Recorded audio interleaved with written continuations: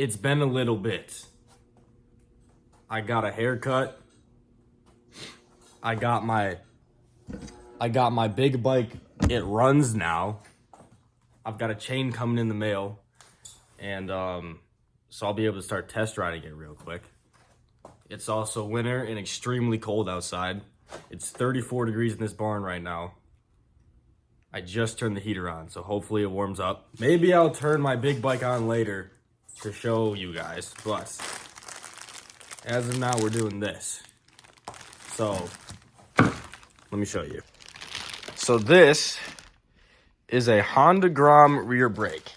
Now, this isn't a Honda Grom, but what I'm hoping is that because it's a Chinese knockoff, I can't find the rear brake for this bike anywhere for a reasonable price.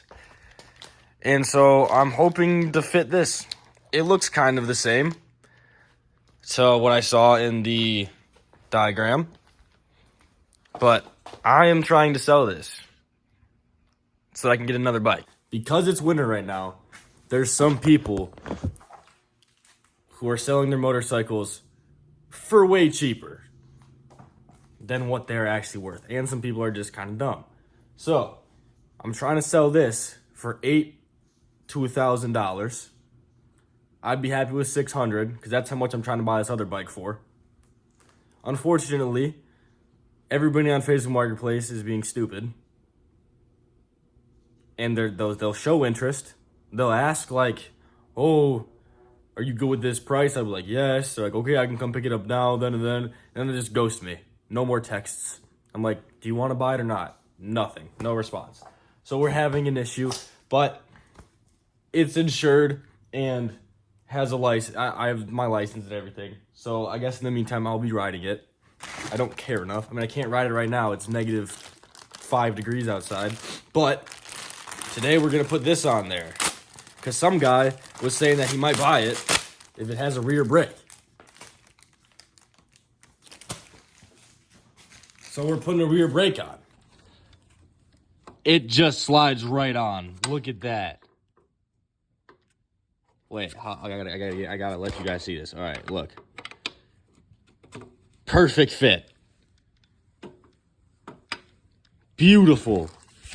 And then we just gotta get this guy hooked up there. Oh, this is wonderful. This is proving to be terribly hard. Look, okay, so I've got this piece right here.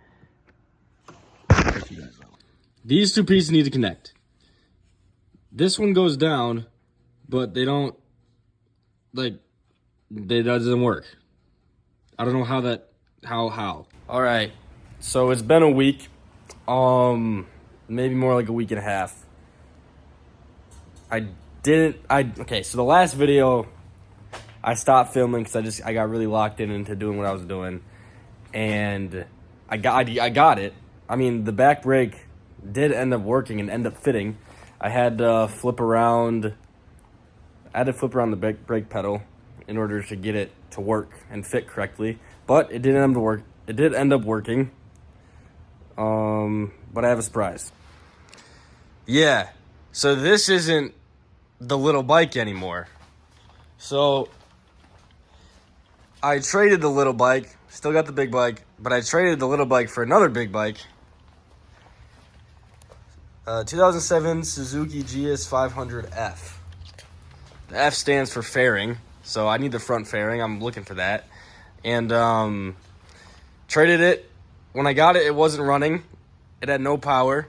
The owner said while he was riding, he couldn't figure out, like, while he was riding, all of a sudden it just shut off. And it wouldn't start back up, and he couldn't figure out what was wrong with it. And so I was like, that doesn't sound right. It sounds like a super easy fix. So I pulled the tank off, and I was doing some digging around. And over here, there's a fuse.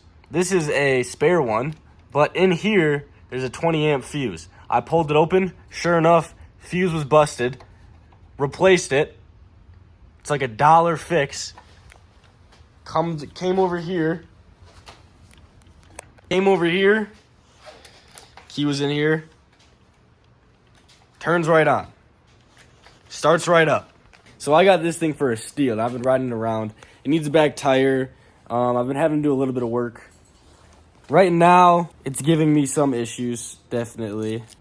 Unfortunately, there's a pretty big hole in the exhaust that I have to fix. Shouldn't be too terrible though. The carbs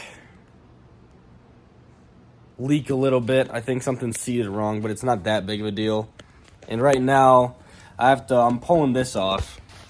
I'm pulling this fuel petcock off because it's having issues where when the bike stops running, when it's on, when it's pointing down to on, I shouldn't have to worry about fuel leaking out. This is the overflow hose for the airbox. I shouldn't worry about fuel having to leak out because it's only on when the bike is on. It only, when you put it in reserve, that's when it's on when the bike isn't on. But when it's on, it shouldn't. So there should just be a vacuum that closes this off. So I have to figure that out. That's what I'm going to be doing now. All right, here it is. I figured out all the issues. Fuel petcock was good. Works good now. It's getting vacuum, which is good. No more gas leaking out of this hose. This is the overflow hose for the airbox. No more gas leaking out of there, which is really good news. No more gas leaking out of the carbs at all. I got new air fuel mixture screws. There was gas leaking out of those before. And it idles really good too. So, yeah, it turns right on.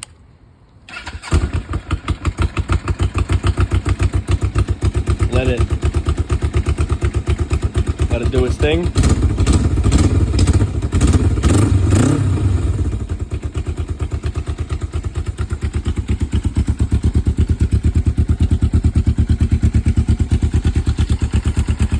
It's beautiful. Before,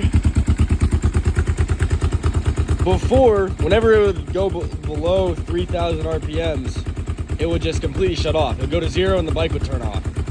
And that was because it wasn't getting enough air in the carbs because the needle wasn't set right. There was some gunk in there I had to clean out. But now it works good.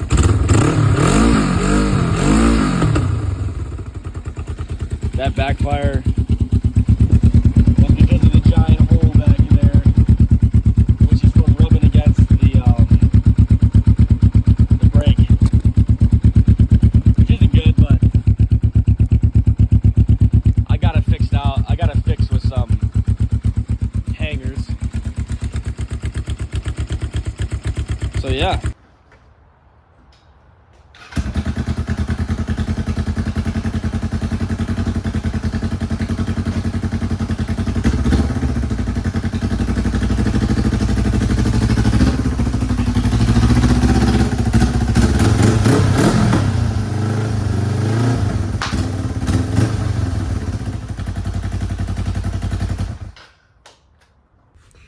That is probably going to do it for this video.